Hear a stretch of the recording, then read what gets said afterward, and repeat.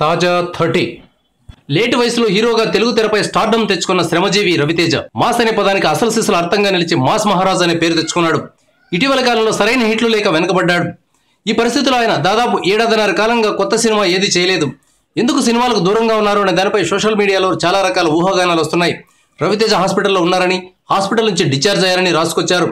ఈ పరిస్థితుల్లో రవితేజ రూమర్లన్నింటికీ తెరదించుతూ ట్విట్టర్లోకి వచ్చారు. ఒక వీడియోను పెట్టారు. ఇందులో మాస్ మహారాజ్ ఉల్లాసంగా ఉత్సాహంగా కనిపిస్తున్నారు. Hello, hi everybody.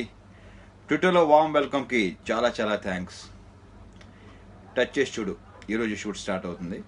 ఇప్పుడే ముహూర్తం అయింది, సీన్ స్టార్ట్ అవబోతుంది. I'm so happy and very excited. At the same time అంతే, I will touch. Thank you very much. Have fun. ఎరగదీశాను. Okay, right. ఏడాది పాటు సినిమాల నుంచి బ్రేక్ తీసుకుని హుషారుగా తయారై వచ్చినట్లు ఈ వీడియో చెబుతోంది. ఆయన కొత్త సినిమా టచ్ చేసి చూడు.